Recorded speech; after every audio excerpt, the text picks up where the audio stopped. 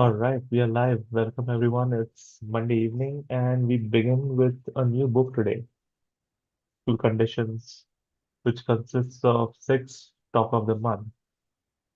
And I'll just put that up shortly.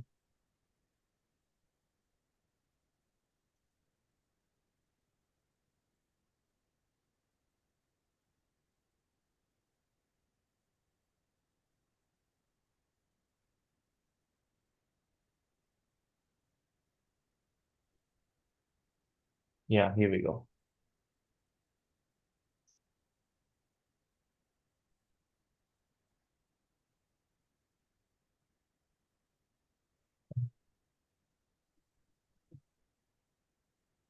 Can you see this? Yes, Oh, right. So I believe we started reading the first talk, which was sexual hungers, and we began reading a little bit last week, but we decided we'll just start again and start fresh. Uh, and yeah, we can just do that.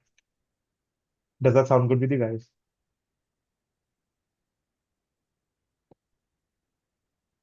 Yes? No? Yes, sounds good. Okay. Alka, do you want to get us started? Yes. Just give me a second. Sexual hungers.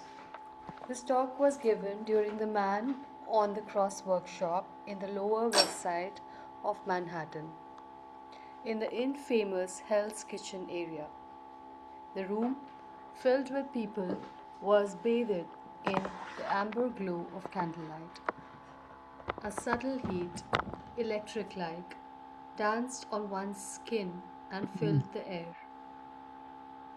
G, sitting at the head of the room, looked slowly around at everyone there before continuing his summary of the discussion up to this point. G said, "This work is not for your benefit. There's a long, long period during which you will not see this, and you will try to make the work conform to your benefit first. When it reverses itself, and it will naturally do so, in spite of your weaknesses, if you work long enough at it, then you will really, for the first time, begin to work for yourself. When you work for the work first and for yourself second, you will actually be working for yourself first. Thus,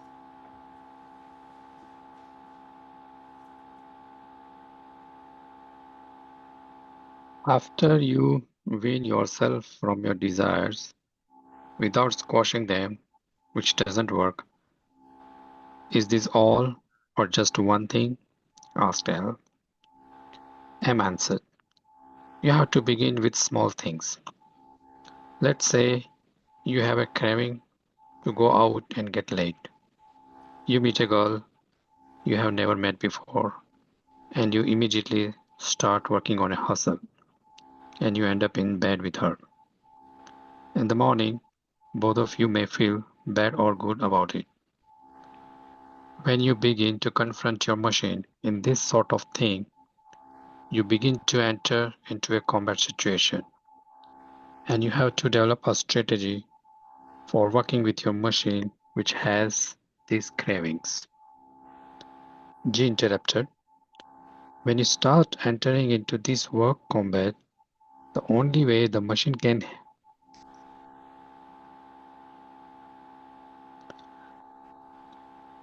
okay uh, when you begin to confront your machine in this sort of thing, you begin to enter into a combat situation, and you have to develop a strategy for working with your machine which has these cravings.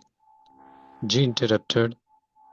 When you start entering into this work combat, the only way the machine can have you in the sucker sense is by distraction. If you were Awake, you could easily overcome the machine's hungers. The machine puts you to sleep to get away with something, usually something quite expensive. Some people have lost this work because they got laid once. It got too expensive. I do not mean by this that you should be celibate. Just consider the work first and your abdominal cravings second or last. M continued. In your early stages of working in this battlefield, you have to begin with simple things. I mean, real simple things like cigarettes. You want a cigarette, so you decide not to have one for 3 hours. The machine wants a candy bar, so you make a deal with the machine and you say, first of all, I'm going to do this and then I'm going to get the candy bar. Even invent something, she chimed in. But once you make that deal with machine and went on, don't back down. This is the strategy you must remember. And I pass.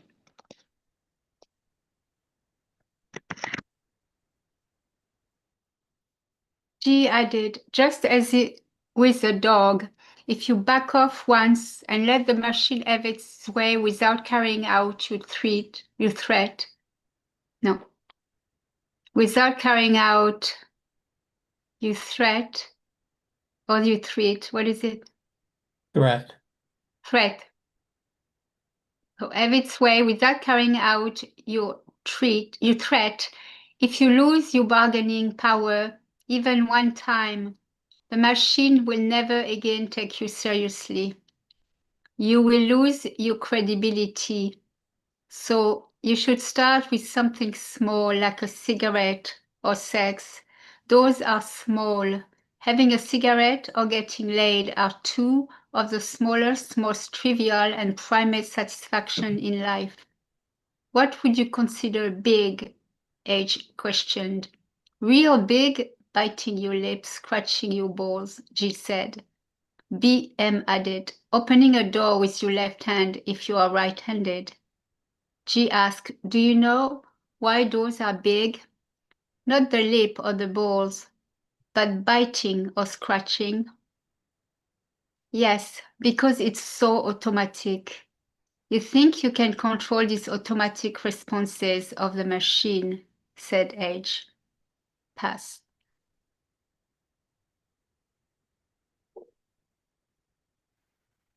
He said, a cigarette you can see, sex you can see. They are right in front of you. Besides which, you do not really need a cigarette, and you do not really need sex. Those are the lowest things on your list. When you don't have anything else to do with your hands, you go have a cigarette or sex or both. How about mental patterns and conditioning? Would that be pretty big? Sure, yes. Those are the things that are hard to conquer. That is why, that is what M is trying to warn you about. If you lose once, the machine will never again believe you. You mean just for one lousy little candy bar you may not be able to start over again? See, she went on. You are too weak to prevent the machine from falling between the sheets. With every attractive monkey that comes your way, so to speak, you obviously cannot bargain with the machine and you may lose everything. You say, okay, you can have the candy bar. But before you have the candy bar, you have to turn around 3 times to the right. So the machine says, one, two, here you are. If you cannot get the machine to do that much, then I would say your chances are pretty slim. I am talking about simple. We are talking about intentional bargaining with the machine. As you do this, you enter into a combat zone. Until then, you're just struggling against your nature. I pass.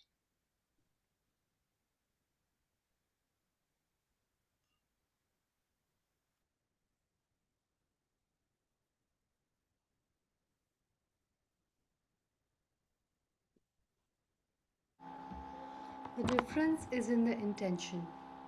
You're entering a work combat zone. If you're not strong enough to make the machine turn around 3 times or bargain with the machine, you could lose the war by losing a single battle. It starts with small things. You must not ask yourself the impossible. It must be possible. Do not be too impatient. Little things first. Don't try to be a hero. If you try big things now, you'll almost undoubtedly fail. And if you do, you may never again be able to and you have to scroll up, get a foothold. To get back on the in the work sense, not in relation to the back in the saddle again relationships you've been having from closing time to opening time of your favorite bar. Your machine no longer believes you. It knows you're weak. You must start from an ordinary idiot. This whole idea of enlightenment, you will reach a point in which you are enlightened. The machine is off your back. Then you must redescend and start with small things again, the second pass through, just like the lines in a play or in a film. Cut, take it again, take it from the top. I already did the line. Yes, I know you did the line, but it wasn't perfect. So now you start all over again from the small. I will give you an example of it in terms of gambling. You will understand this. 5 of us were able to walk away from casinos with vast amounts of money. Now, how we were able to win and walk away and still keep playing? What happened is, when we won big, we put it aside and went back to the original stake, and we played from the very beginning and built it up again. Are these exercises we could start doing? Asked D. Right now, exclaimed G. And eventually, maybe you can even get the machine to do something simple. You can say, look, I'll tell you what, I won't let you get late, but I will let you do the rhythmics. That is the substitute for it. I will not allow you to get late. I know you, honey. Tough. You do the rhythmics, or you'll just. The or is where you have got to have the strength. Pass.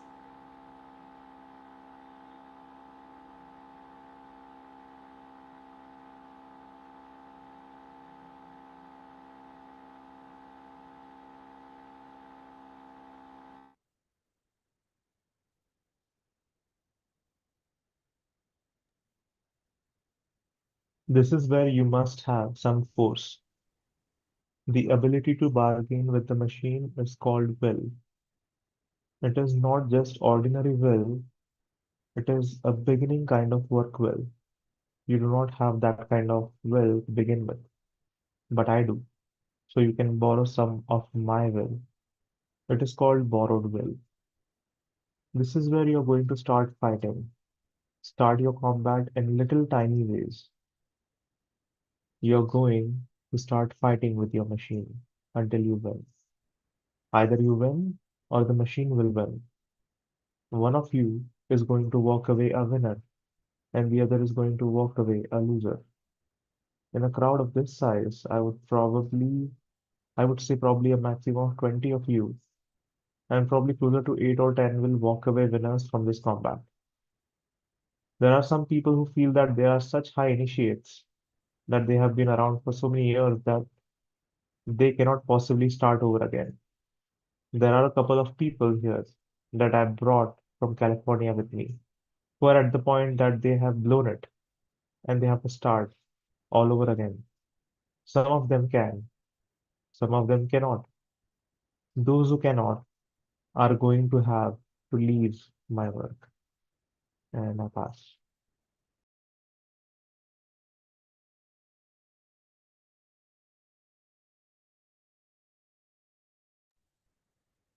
He said, one thing I know about fighting desires is to take the force or the power that is generated with that want, that is, wanting to get laid, since that is such a typical one, and to determine not to let yourself go for it. And so, for that period of time that you set up, you determine not to do it, or you set yourself another thing to do. No one spoke for a time.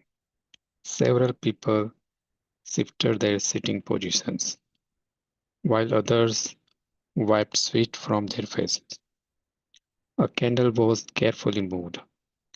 When the room became silent again, the Manhattan Street sounds of the Hell's Kitchen neighborhood could be heard. G then said, do you know why the machine wants to get laid? Have any idea? Because it has an energy that it doesn't know where to place. A answered. Yes, G agreed. Exactly. A continued. When you do something like, okay, I'm not going to get laid, put that away for a while. It turns around and pops up somewhere else. G said, that is the idea. There is not any biological urge to strong about getting laid. In fact, you probably dislike it until you get into it and you get into second wind with it. But you are probably not looking forward to it. It is a large energy expenditure. You have to get pretty busy and you have to have nothing else to do. Let me ask you a question. Since you seem quite interested in this subject, for how long a period of time do you usually have a sex? I would say 3 hours, said A. G replied. A fairly short time. Actually, nothing begins to happen for the first few hours. So if you are really interested in sex, you might as well make it worthwhile. And I pass.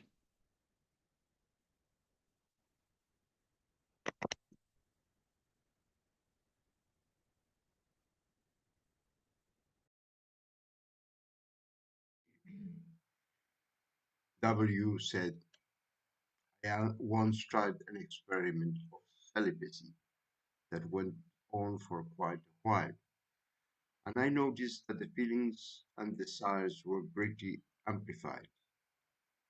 I also noticed that it affected relationships of people that I was living with at the time, and I was probably a real pain in the ass to live with. It costs. The machine wants to do certain things you're not letting it to do. It fights back. I don't understand. What did it cost? Asked.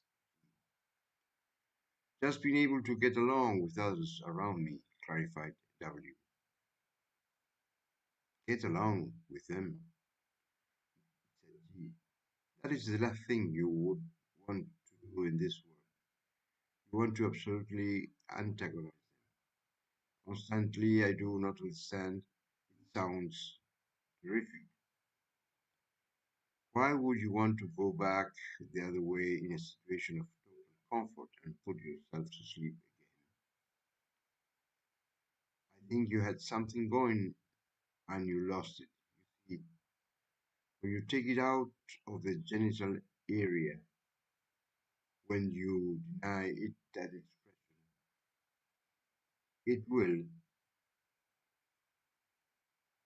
please scroll, it will start to rise and bubble up. Do you not understand that? You better have a method because that machine is going to have its revenge on you. If you do not let it have sex, it's going to take revenge. Obviously, you have got to let it have sex. It is going to have sex. It is going to put you to sleep and have sex. Unless you let it have sex. You are going to lose the war or at least a couple of battles. You have got to let it have sex, but you cannot let it have sex the way it wants to. Why do you suppose the machine wants a variety of partners? It can get something from the first time that it cannot get from the second. The first time you have a new partner, something occurs. You let the momentum and the revelation carry you for a little while, and then you get out of the relationship and into another one. There is something about the first time or second time that begins to die. If you would continue to work with it, maybe 2 or 3 years later, it would come back much stronger than before if you knew how to work with it. Most people do not want to do that.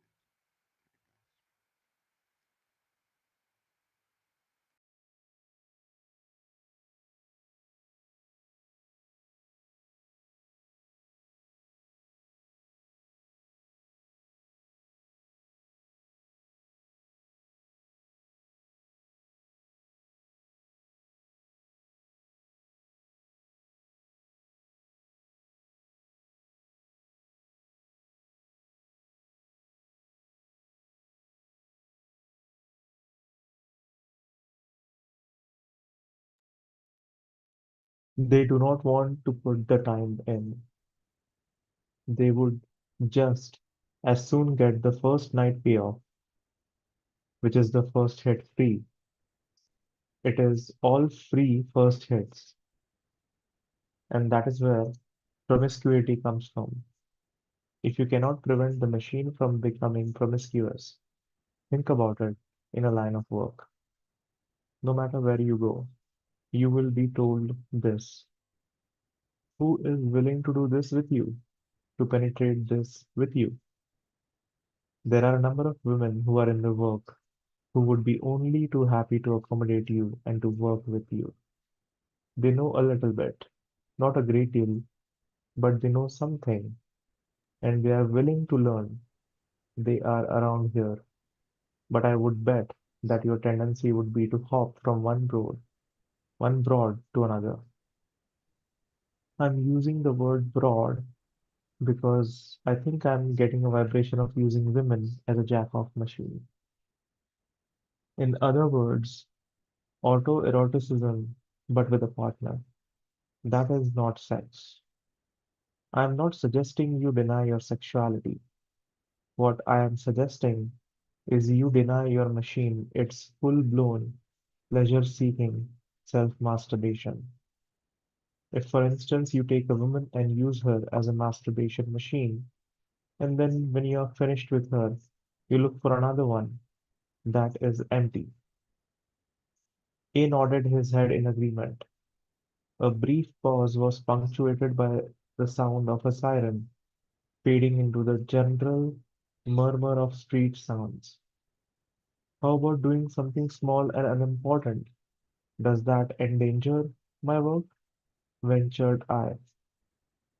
G said, if you're caught stealing a thimble, why is your work in danger? In other words, why are you disturbed? Shame on you. You still believe that you can get away with something, a small thing, a tiny thing, a thing of no importance. And I pass.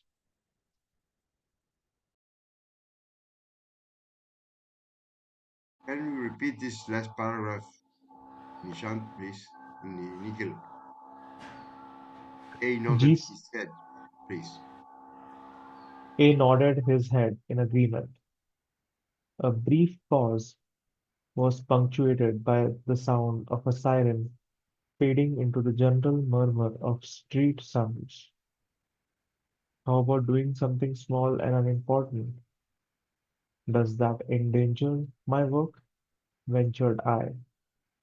G said, if you're caught stealing a thimble, why is your work in danger? In other words, why are you disturbed? So, I'm sorry, oh, why are you distrusted? okay. Shame on you. You still believe that you can get away with something, a small thing, a tiny thing, a thing of no importance. Thank you. Do you know that little thimble is really more important than all the work that you did if you stole it? If you're going to walk the path of organic life, then stealing a thimble is no offense. Not to me, anyway. I do not trust you or mistrust you. It does not make any difference. But if you are in the work or trying to become a candidate for the work and you steal a thimble, a small thing, a little thing, and a thing of no importance, then it is a great offense. More so because it is a small thing, something you did not really need, something you did just to do. If I feel so self righteous about myself that I think that even a thimble being stolen will alter the universe, said D. No, sir, said she. It will not alter the universe. It will alter my willingness to work with you, sir. It will alter my trust of you. That is not the universe we are talking about. We are only talking about our relationship. If you're working in my work and you steal a thimble, a small thing, a little thing, a thing of no importance, it is nothing at all. Nothing. I would think you were an utter fool. You are working against the laws. You're trying to sneak between the laws, and that is very offensive. Not to me. It is offensive to the laws. You will never get away with it. I'll pass.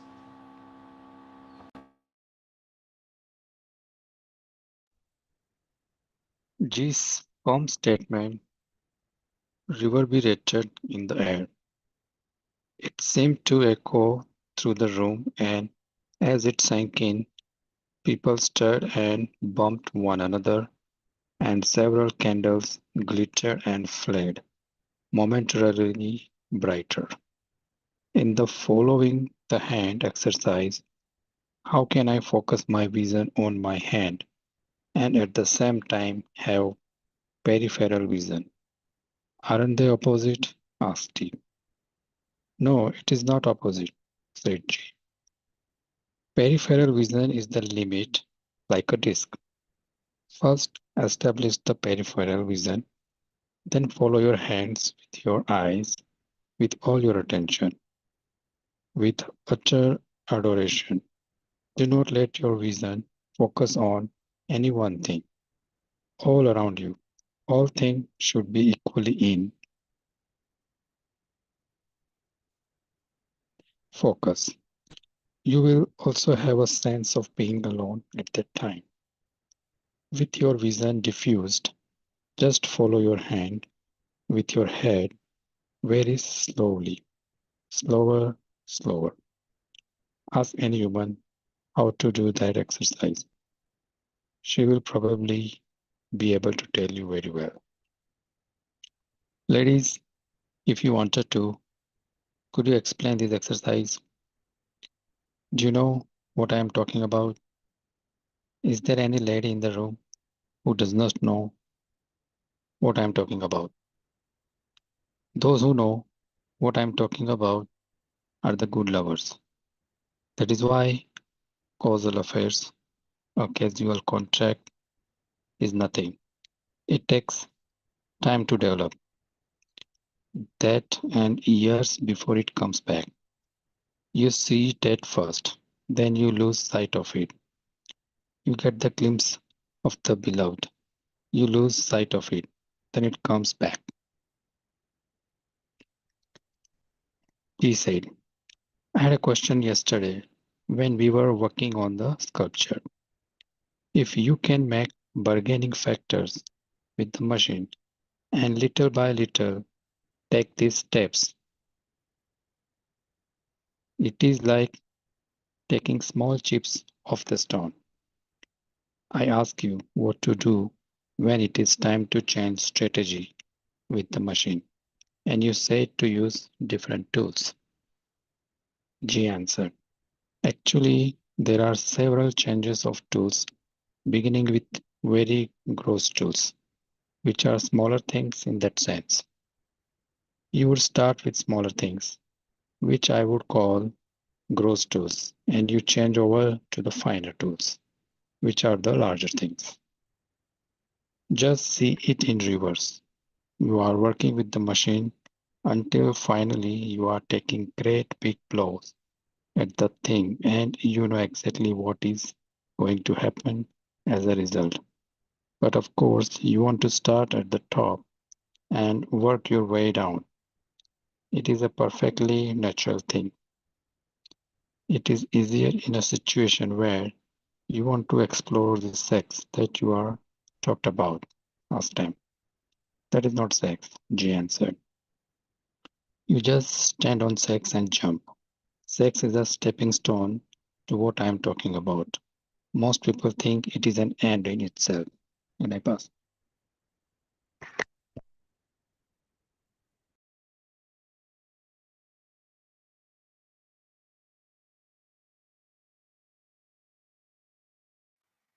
But you have to have a partner who wants to do the same thing.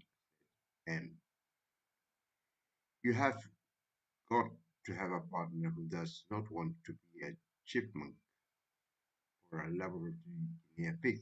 You know, avoid rat to reproduce species. And if you don't have that, is it better to be alone? Asked L. He answered, I would like T to answer that because he had a lot of practice at one time and he has embarked on a period of celibacy, which drives me crazy, interrupted T. I must have fooled around with thousands of people, literally, and I haven't had any sex in about 4 years. It drives me completely nuts every day. I don't know which is better or worse.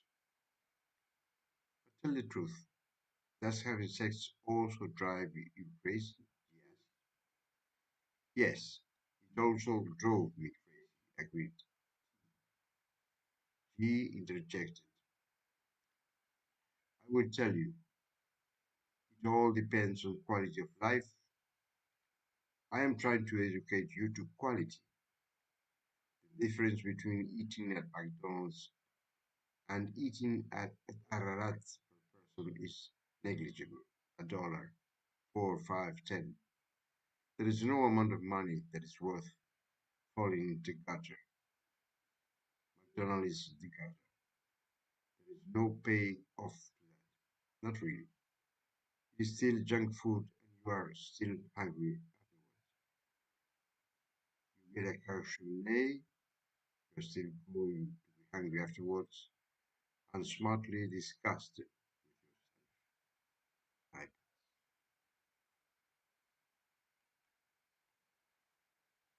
with yourself.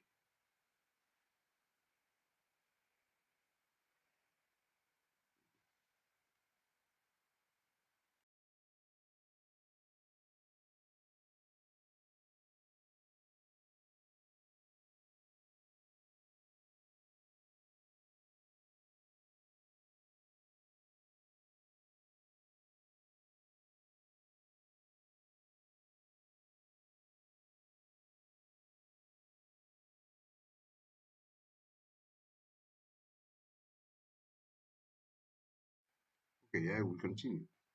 A asked, can that be applied to spiritual work too? Like if you take TM, transcendental mental, I think it is, or something else where you get self hypnosis. He replied, let us not disparage TM. Most people use it as a masturbation technique. You can use anything to masturbate. We're talking about harnessing all of our energies. The easiest energy to harness is the sex energy because it is so obvious. I'm not saying do not have sex. I am saying go for the quality. If you go for junk one time, your machine will never again believe you. Go for the trash. Go ahead. Mr. Barak's lawyer can tell you how to reason it out and how to rise generalize it. Ms. Lonely Hearts can tell you why it is necessary. Everybody should have a little love in their life, but that is not love. I'm doing research into Wilhelm Reich's life, and in one of his books, he was talking about how shocked he was at how many men have rape fantasies while they're in the act of intercourse. Said R. He replied, also fantasies about having sex with other women or other men. That is sad. There is no time for fantasy. There is lots of room for fantasy because sex itself is a fantasy. But if it is used as stepping stone, then beyond sex there is no need for fantasy. You're talking about masturbation with a partner. You're each getting off with the use of another machine. You're going for the orgasm. Stupid. Incredibly stupid. Is orgasm stupid? Of course it is. In all these years, he asked, it is perfectly appropriate to talk about sex in our discussion of the man on the cross. That is the ultimate sex right there. That is it, pointing to the painting of the man on the cross. He shifted uneasily and asked, if you choose to keep your lower energies, it becomes necessary to work with it. If you don't do that, can that be a pretty game? Can that be pretty dangerous? No, not unless you're gay, in which case, of course, you die in 24 hours. Yes. And I pass.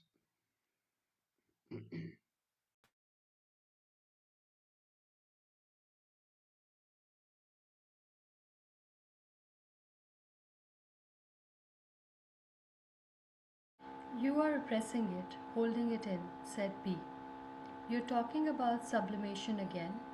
I am not talking about not having sex, said G. Maybe my first exercise will be to hold back my sexual desires and work with that, said B. That is not what I am talking about, G continued. I am talking about going through a string of lovers. I am talking about going out hunting. I am talking about a sexual hustle, not sex. There's a difference. I advocate sex. In fact, at some point, I will discuss with you in a meeting the uses of sex. There are definite uses of sex in this work. We use everything. There are tools around us. We use everything there is in sleep. And one of the most profound, powerful, and all important pervading things in sleep is sex. It is also one of the easiest portals for being carried, transported beyond these weaknesses, beyond the veil. Not for a long time, perhaps. It does not last unless you have some other way of taking advantage of it. Once you have gone through a portal, your chances of drifting back are 100% at this point. I do not intend for you to get high. I do not intend for you to show that I work with you to get you high. You may get high in the process of work, but if you have, a mistake has been made. You went too fast somewhere. If you do get high, how can you use that energy for work? Dee asked. I walk out of these workshops with a lot of energy, which I felt I had to go out and blow off because I didn't know what to do with it. How can I use that for work? G said. You blow off the energy because you're not used to it. At some point, yes, but not right now, not just yet. There's a lot of preparation first. You need the foundation first. Something you can stand and you'll have to scroll uh, upon. Something that you'll have to stand upon. Then you can use it. But you have to get your balance first. It'll be some years before you can use that for your work. Cigarettes. It's such a dinky little thing that there is not even any point working with that.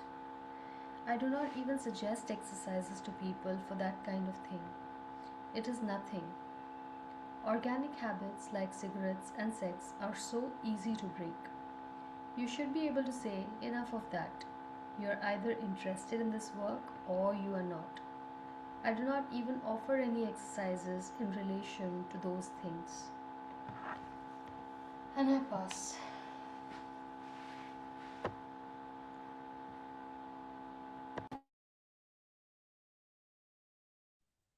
Hopefully, the group leaders will be people who know how to study others and help them to study their own machines.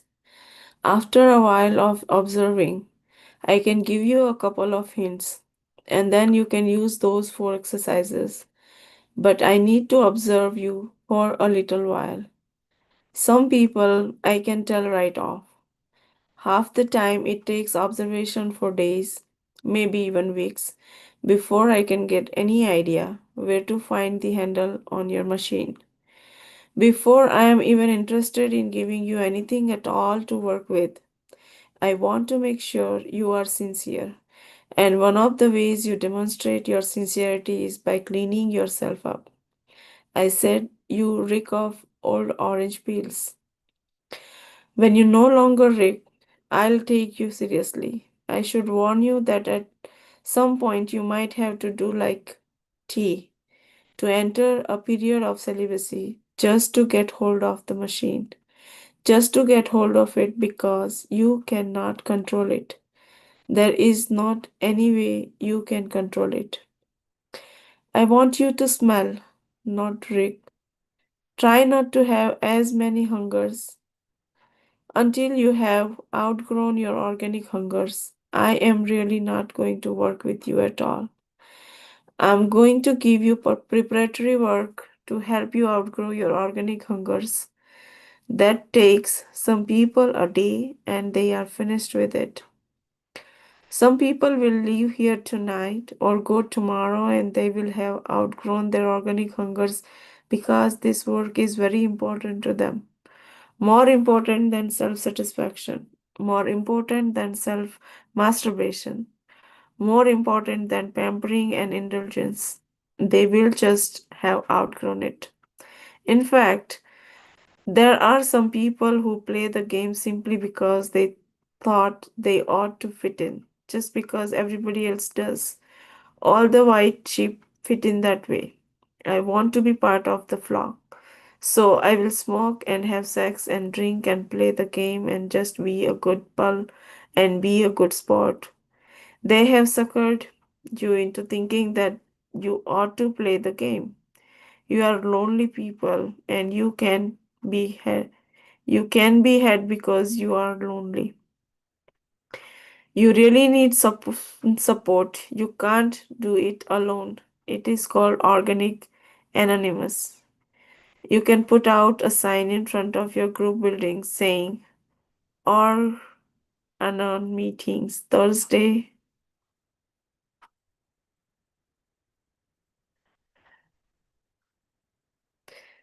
night. I am absolutely serious. It is a brilliant idea. Organics Anonymous. Some of you do need a support group in the beginning, and some of you do not. Some of you can just quit quit and act and come to work. When you are finished with it, when you have lost your taste for organic life, I will treat you seriously. I'll take you earnestly. I'll see your sincerity, and at that point, I will begin to work with you.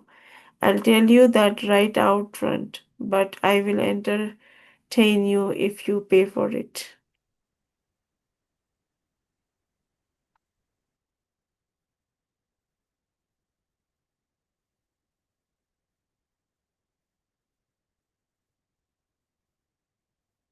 Wow, I think that was a big chapter. It took pretty much the whole hour to read it.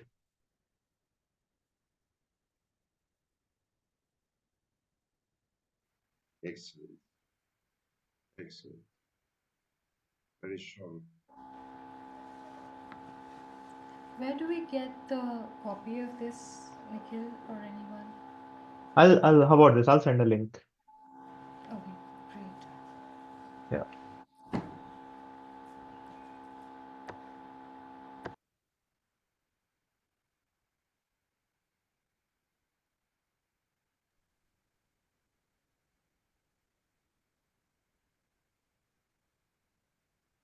Yeah, I'll find a link and send it to you at a later point, Alka.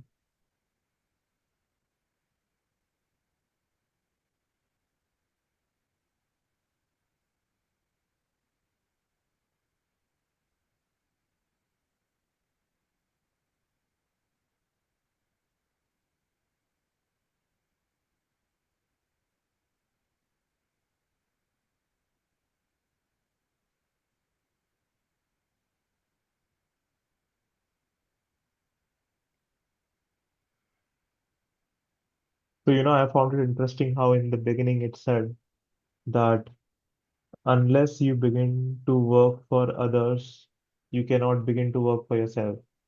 And that uh standard out to me in the beginning.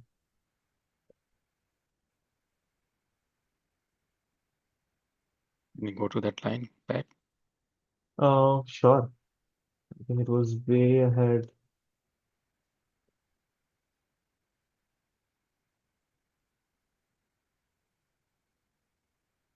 Start to work But for the work, then you're actually working for yourself. yeah, Work for work first. First and second. Okay.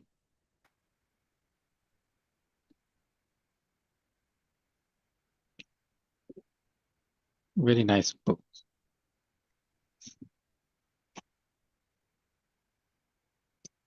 In fact, all book of Ages are very good. Completely different and it's hitting to the point. And amazing how he's getting all this idea.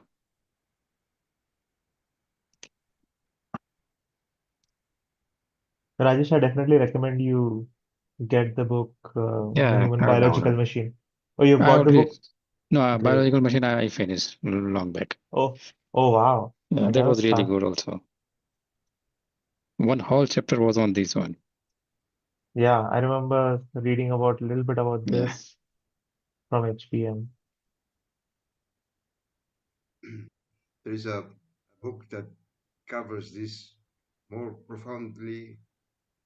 Maybe you heard the title is Alchemy, Alchemic Sex or Alchemical Sex. Not sure exactly. Alchemical Sets, yeah.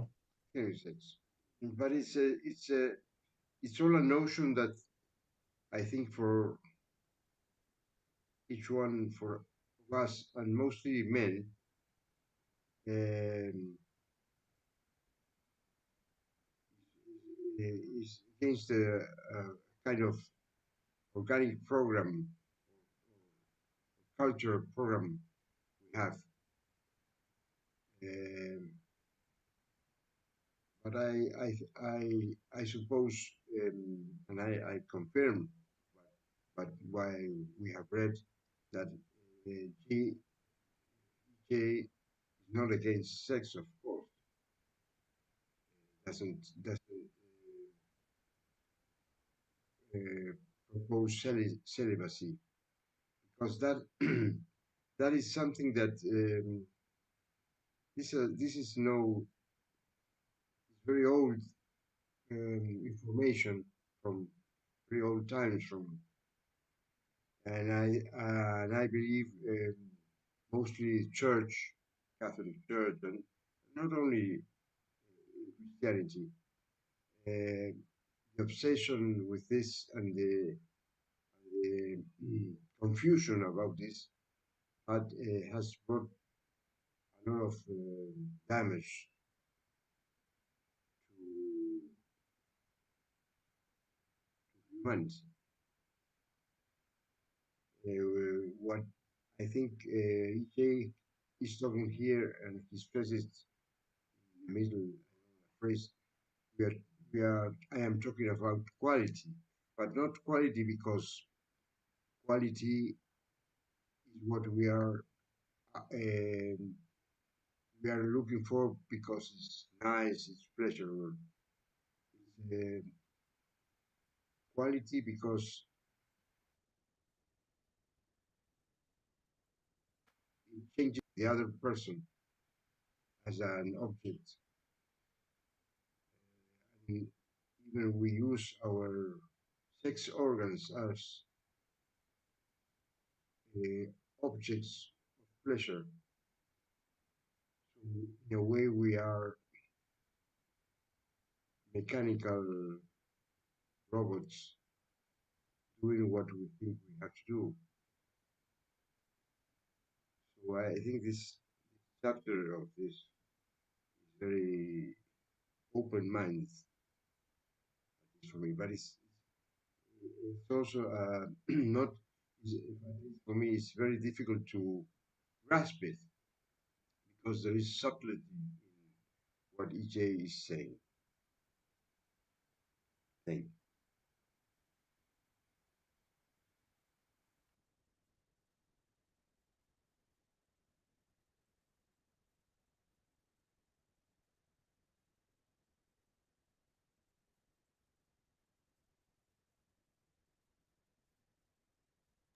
Who is the author, Bernie, for the alchemic sex? EJ Gold. Oh, okay. So it's a different than the tantric sex, right? He has another book also. Mm, I'm not aware about that one.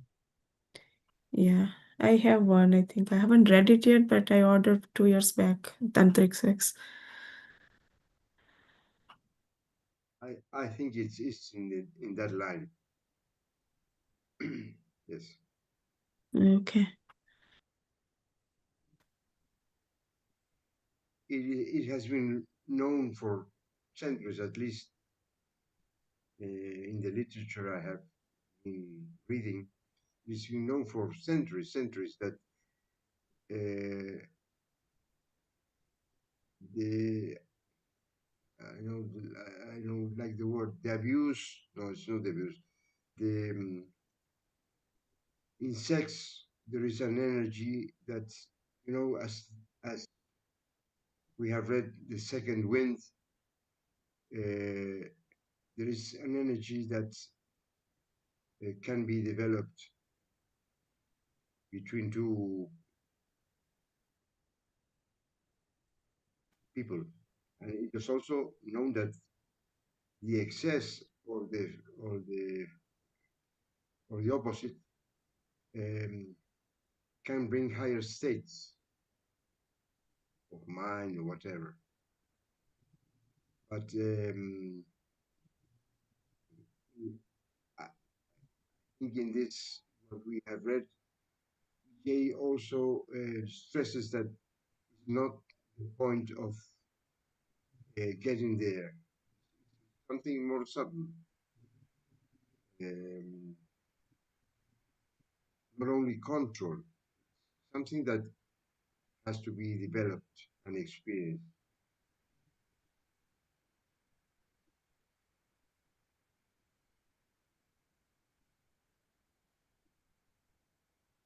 So we have almost reached the end of the hour. And I guess we can continue this discussion next week in detail.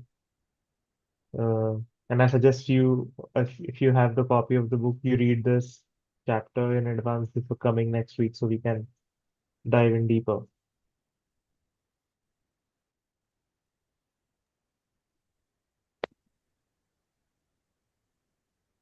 Very Does good. that sound like? Okay, Yeah. awesome. Send an email. Yeah, will do. Okay. Thank you. Yeah, thank you everyone. Thank you everyone Thank you, for everyone. coming in and looking forward to seeing you guys next week. Yes. Bye. True.